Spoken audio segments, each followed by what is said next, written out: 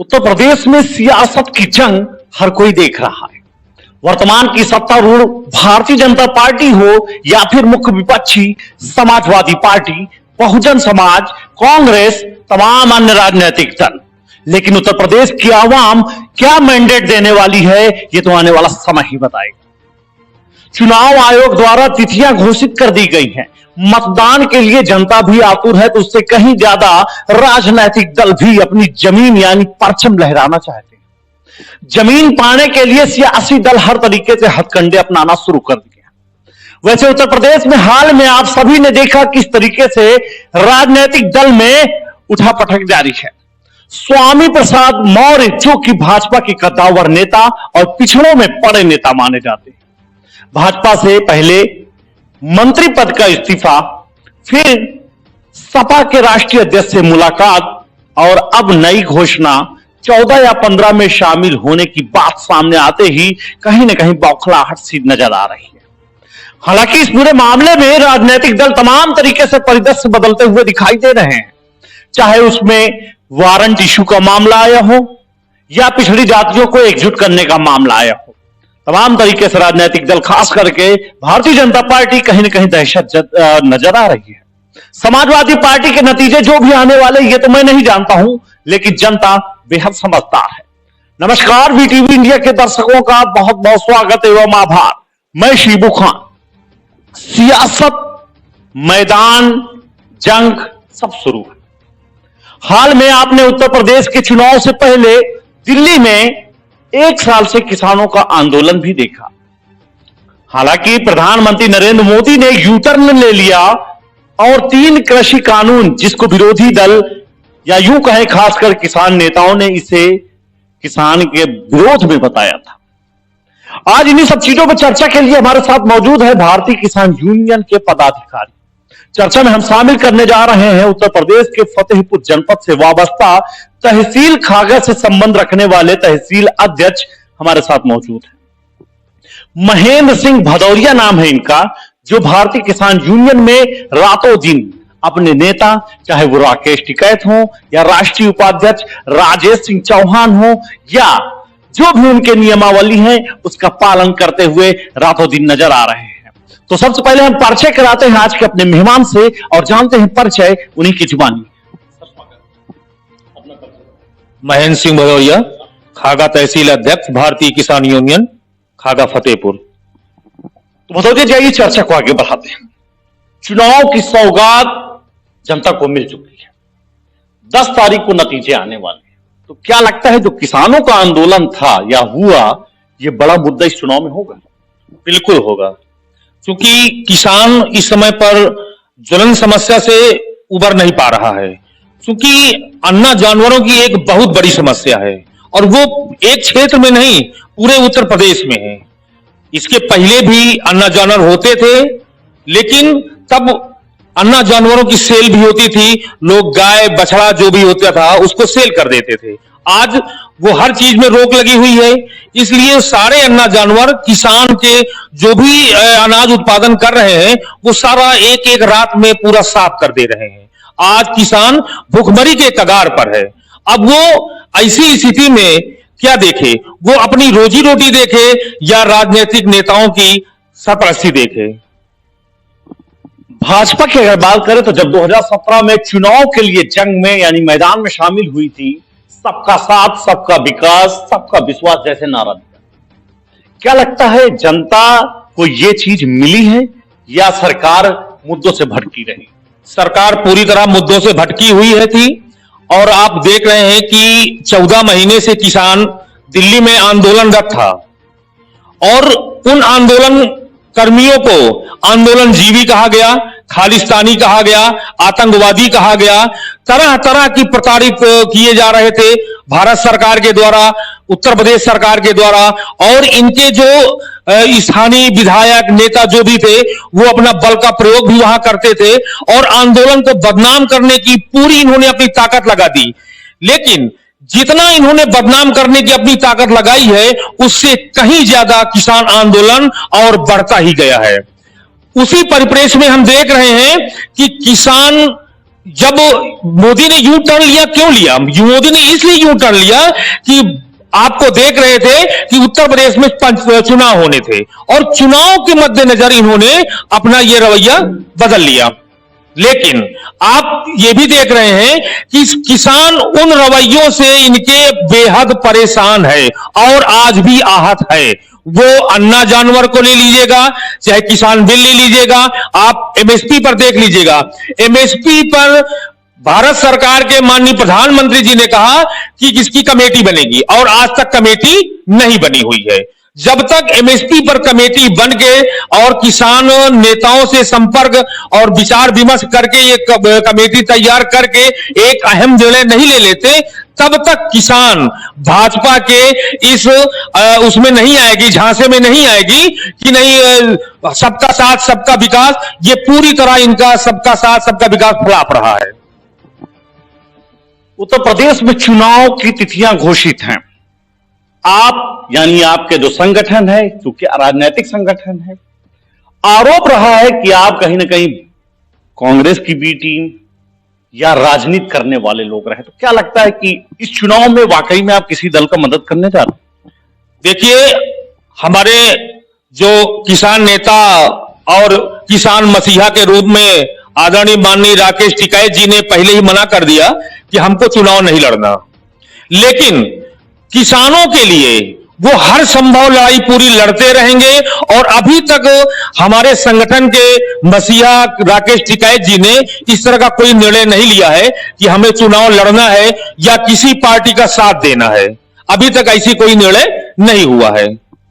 चलिए आइए उत्तर प्रदेश पे आते हैं सीधे। उत्तर प्रदेश की कानून व्यवस्था किसी से छुपी नहीं है। आए दिन समाचार पत्र हो, टीवी चैनल्स हो या अन्य सोशल मीडिया प्लेटफॉर्म से कहीं ना कहीं की घटनाएं, बड़े जघन्य अपराध आए दिन देखने को मिल रहा है। सरकार का दावा है, मानना है कि हमने प्रदेश में कानून व्यवस्था मेंटेन किया है, उत्तर प्रदेश को हमने स्मार्ट प्रदेश भी बना दिया है। तो कितना आप इत्तेफाक रखते हैं? अब ये तो आप देख ही रहे हैं उत्तर प्रदेश में कितनी स्मार्ट सिटी बनने वाली थी और कितनी स्मार्ट सिटी बन चुकी है। इस पर तो बताने की आवश्यकता नहीं है। रही बात विकास की, आप ये देख रहे हैं कि कह रहे हैं कि गड्ढा मुक्त सड़कें होंगी। और चलिए हम आपको दिखाते हैं कि गड्ढा नहीं, सड़कें पूरी गड्ढे ही हैं। वहां कोई आपको सड़क का नामो निशान नहीं दिखाई पड़ेगा और गड्ढे ही गड्ढे नजर आएंगे। ऐसी स्थिति में चाहे आप ग्रामीण क्षेत्र में चले जाएं या शहर और कस्बा के क्षेत्र में चले जाएं, विकास के नाम पर इनका कुछ भी नहीं दिखाई दे रहा है। रही बात भ्रष्टाचार की, तो भ्रष्टाचार तो इस समय चरम पर चल रहा है। आप ये देखिएगा कि कहीं भी कि इतना मनमानी रवैया अधिकारियों का, कर्मचारियों का, वो खुलेआम पैसा लेते हैं, कहते हैं कि पैसा दोगे तो काम होगा, नहीं होगा। ये क्या भ्रष्टाचार ही तो है। और इतना ही नहीं, जमीन के मामले में फतेहपुर जनपद इस समय पर भारतीय जनता पार्टी के नेताओं के द्वारा अधिग्रहित की जा रही है। जबरदस्ती लोगों की जमीन हथियारे जा रहे हैं और लोगों को इतना प्रताड़ित किया जा रहा है कि वो जानबूझकर जबरदस्ती उनकी जमीन को देना पड़ रहा है। ये सब गुंडई और जबरदस्ती चल रही है आजकल फतेहपुर जनपद, और बल्कि मैं कहता हूं पूरे उत्तर प्रदेश में एक लूट मची हुई है। कानून व्यवस्था तो इस तरह ध्वस्त है कि कोई भी कर्मचारी, चाहे वो प्रशासन शासन कोई भी हो, कोई कानून तो पूरी तरह ध्वस्त हो चुके। चाहे पुलिस विभाग ले लीजिए, चाहे तहसील विभाग लीजिए, चाहे जिला प्रशासन ले लीजिए, पूरी तरह से ध्वस्त नजर आ रहे हैं। कहीं पर इनकी कोई भी पारदर्शिता नजर नहीं आ रही है। उत्तर प्रदेश की तमाम बातें सामने आई हैं और आती रही हैं, जिनमें तमाम तरीके से वादे और दावे होते रहे हैं। कानून व्यवस्था की सबसे बड़ी पोल तो एनसीआरबी के डाटा ने रिकॉर्ड ने खोल दिया। एनसीआरबी के डाटा जब सामने आए तो उत्तर प्रदेश अपराध में अव्वल प्रदेश रहा है। हालांकि कुछ लोग तो इसे उत्तर प्रदेश बताने से बाज नहीं आए हैं। खैर, दिल्ली में जो आंदोलन चला, 1 साल चला। श्रद्धांजलि के रूप में वीटीवी इंडिया उन मृतक किसान परिवारों को श्रद्धांजलि अर्पित करता है जिन्होंने पूरी तरीके से शासन प्रशासन की लापरवाही के चलते अपनी शहादत दी है। हम भावभीनी श्रद्धांजलि अर्पित करते हैं। उन परिजनों के साथ हम दुख और शोक व्यक्त करते हैं। उत्तर प्रदेश की चूंकि चुनावी साल था, 5 राज्यों में चुनाव है पंजाब किसानों का एक बड़ा गढ़ माना गया।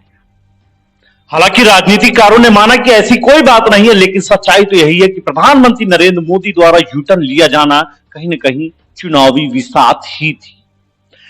उत्तर प्रदेश में अगर अब बात करें, आप चूंकि गृह जनपद फतेहपुर से आते हैं, फतेहपुर में बताया चले कि 6 विधानसभा सीट, 1 लोकसभा सीट है। 6 की 6 सीटों पे भारतीय जनता पार्टी और उनकी सहयोगी दल का राज है। 5 पे भाजपा के विधायक, सिंगल सीट पे अपना दल से विधायक। स्टेट गवर्नमेंट में यानी राज्य सरकार में 2 मंत्री, हमारी जनपद की सांसद साध्वी निरंजन ज्योति जो कि मोदी कैबिनेट में राज्य मंत्री है। इतना सब कुछ होने के बाद भी आज ये फतेहपुर जनपद पिछड़ा है। आखिरकार इसकी वजह क्या है? इसकी वजह खास बात यह है कि चूंकि इनको हिंदुत्व के मामले में एक सफलता मिली और इनका जो चुनावी स्टंट है वो केवल हिंदुत्व का है और ना सामाजिक समरसता है, ना सामाजिक विकास है। व्यक्तिगत विकास तो अगर होता है तो वो खुद उनकी पार्टी के लोगों का होता है, सामाजिक विकास कुछ नहीं होता है। और ये हिंदुत्व के माध्यम से ये सफलता पा गए हैं और इसी हिंदुत्व के माध्यम से आगे सफलता पाने की इच्छा रखते हैं। और जहां तक हिंदू लोग हैं वो लोग ये भूल रहे हैं कि क्या हिंदुत्व के माध्यम से किसी की रोजी रोटी मिल जाएगी।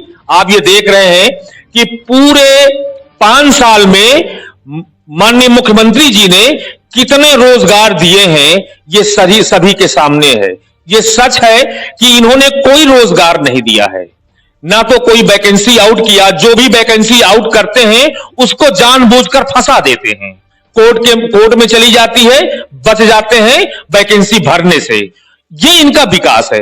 इनका कुल मिलाकर हिंदुओं को भ्रमित करके वोट लेना और राज करना। और जिले की स्थिति यह है कि इतने सारे विधायक, सांसद जी सभी बीजेपी के हैं, मंत्री हैं, लेकिन अभी मैं देख रहा था पिछले उसमें गर्मी के दिन में धान का कांटा लगा हुआ था और हर कांटे पर कम से कम 50-50, 60-60 ट्रैक्टर किसानों के गेहूं सड़ गए। उनकी तौल नहीं हुई, एमएसपी पर वो अपना गेहूं और धान नहीं बेच पाते हैं और संबंधित जिले से 2-2, 3-3 मंत्री, इसके बाद भी किसान असहाय रूप में नजर आ रहा है। तो ऐसे जिले में हम लोग निवास करते हैं कि जहां पर कोई भी मंत्री, कोई भी जिम्मेदार व्यक्ति किसानों की सुध लेने वाला नहीं है। ये राम भरोसे। एक सवाल जनता के बीच से उभर कर आ रहा है। इस सवाल है और आपसे इसका एक मैं सेटिस्फाइड जवाब भी चाहता हूं कि जिस तरीके से अन्नदाता जो किसान है देश के विकास की रीढ़ की हड्डी, अन्नदाता जो फसल उगाता है, मेहनत करता है, लेकिन जब फसल होती है तो उसे उसका मुआवजा तक ढंग से नहीं मिल पाता। लेकिन वही जो अन्न विक्रेता है, चाहे वो सरकारी कोटेदार हो या अन्य राशन व्यवसाय, ऐसी क्या चीज है कि वो रातों दिन दुनिया रात चौगुनी तरक्की करते हैं, सालों साल में 4 पहिया ले आते हैं। असल किसान है, आए दिन वो कर्जे से दबता है। तो क्या रीजन आप मानते हैं, ये किस वजह से ये सब पूंजीपतियों की सरकार है और पूंजीपतियों को बढ़ावा दिया जा रहा है। इसी पूंजीपतियों को, ये सब जो बिचौलिया लोग हैं, इन्हीं को नष्ट करने के लिए हमारे अगुआ माननीय राकेश टिकैत जी, आदरणीय राष्ट्रीय उपाध्यक्ष बड़े भैया राजेश सिंह चौहान जी ने बहुत मेहनत किया है और किसानों को के साथ देने के लिए पूरे प्रदेश में, पूरे देश में भ्रमण किया, सबको जागरूक किया।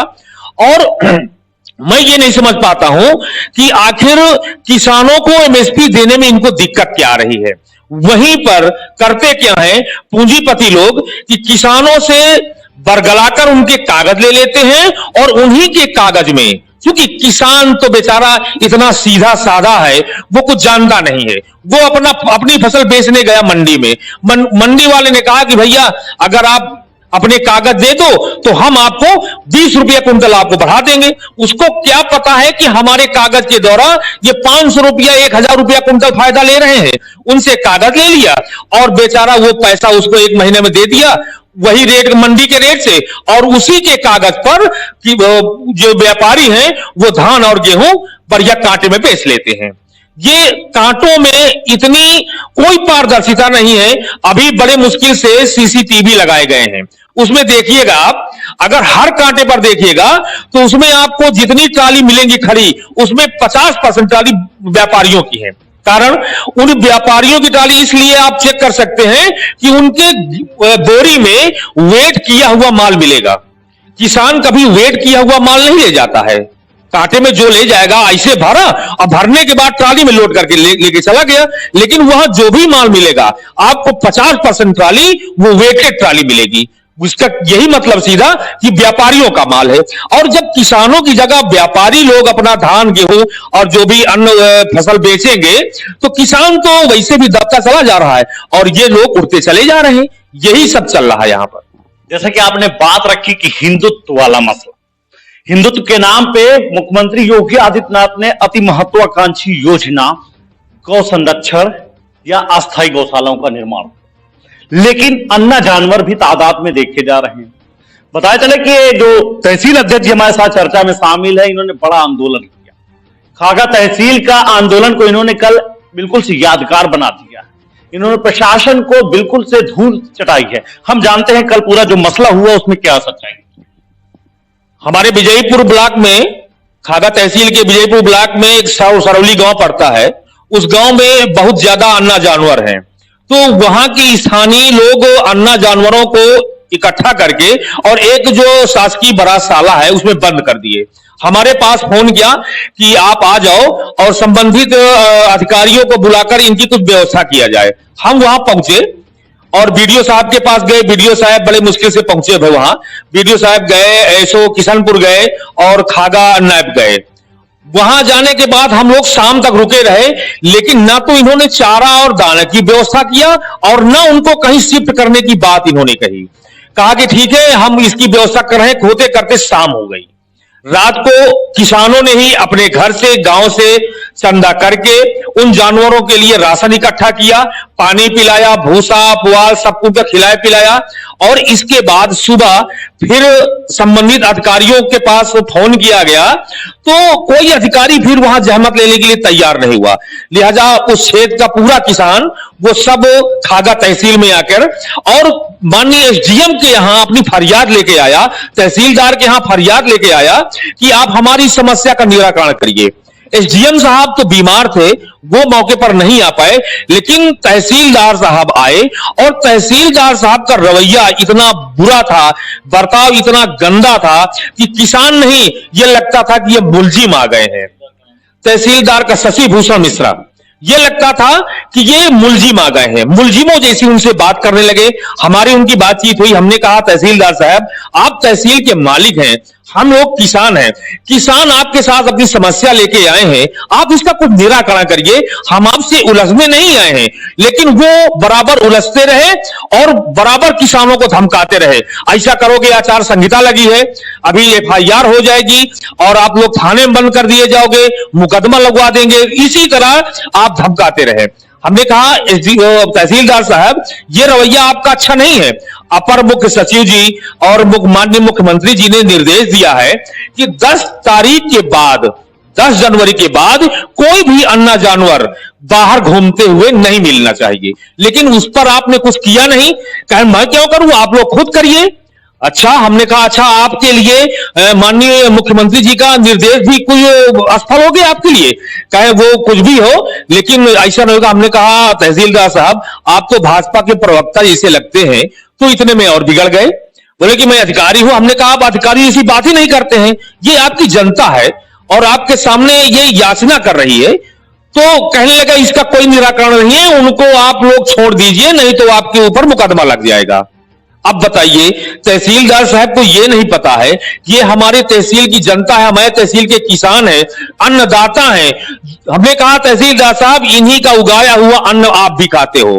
कल मेरे पास भी खेती। हमने कहा आप इस तहसील में खेती नहीं करते हो, खेती जहां होगी आपकी वहां होगी, लेकिन यह तहसील का किसान यही आपको खिला रहा है। आप इन्हीं की सेवा में आए हुए हैं। जो भी सरकार ने आपको यहां पोस्टिंग दी है तो वो किसानों और जनता की सेवा के लिए दिया है, न कि आप जनता और किसानों को परेशान करेंगे। लिहाजा वो बड़ा झमक चमक के और चले गए, कहने लगे कि ठीक है हम इसको देखेंगे, आप डीएम से बात करिए, फलाने से बात करिए। हमने कहा हम सभी से बात करेंगे, हम सभी से बात करें। हमने कहा हम माननीय मुख्यमंत्री जी से भी बात कर सकते हैं कि भैया इस पर कुछ ना कुछ तो आप कुछ करिए। जो 300 जानवर हैं, बाकी किसान आपके साथ में है, आपके सहयोग में है। जहां पर गौशाला बनी है वहां आप शिफ्ट करा दीजिएगा। भाई यहां रुकेंगे किसान कब तक अपने से चारा दाना करेगा? सरकार पैसा दे रही है और लिहाजा उनका मरना भी ठीक नहीं, गौ माता है, उनका मरना भी ठीक नहीं है। लेकिन वो महोदय किसी की बात बिना सुने हुए, बिना उसका निराकरण निकाले हुए और चले गए। ये तहसीलदार का रवैया था। जिस तरीके से आपने सुना, देखा और जाना कि जिस तरीके से रवैया अपनाया जा रहा है, वास्तव में बहुत पीड़ा वाली बात है। उत्तर प्रदेश का आम जनता हो या देश का जनता, जनता सर्वोपरि होता है, क्योंकि देश हमारा लोकतांत्रिक है। ये जो हालात आपने सुने हैं तहसील खागा में जो हुआ, उसकी हम निंदा करते हैं। समस्या है पर समाधान नहीं है। प्रशासन पूरी तरीके से अनजान बनी बैठी हुई है, मूक दर्शक बनी हुई है। ऐसे में समाधान कैसे मिलेगा, बड़ा सवाल है। जिला प्रशासन को और राज्य शासन को आज भी इन मामलों पर सच्चाई ना तो पता हो पा रही है, पता भी हो रही तो अमल नहीं हो पा रहा। सम्माननीय शिबू खान ने हमारे साथ किसान नेता महेंद्र सिंह भदौरिया, जिन्होंने अपनी सारी बात रखी है। हालांकि उत्तर प्रदेश में किसान पीड़ित है, अन्ना जानवर बड़ी समस्या बनी हुई है। समस्या के समाधान के लिए कहीं 1076 पर फोन जाता है, आईजीआरएस जन सुनवाई के माध्यम से मैसेज दिया जाता है, तहसील में, ब्लॉक में एप्लीकेशन दी जाती है, लेकिन समाधान नहीं मिल पा रहा है। उत्तर प्रदेश सरकार एवं जिम्मेदार अधिकारियों से यही अपील है कि यही किसान जो देश के भविष्य हैं, अन्नदाता हैं, रीढ़ की हड्डी हैं, इनके समाधान के लिए आप हल निकालें, क्योंकि देश किसानों से ही चलता है। पुनः आप सभी का बहुत बहुत आभार। वीटीवी इंडिया हमेशा से ही दबे कुचले शोषितों वंचितों की आवाज उठाता रहा है।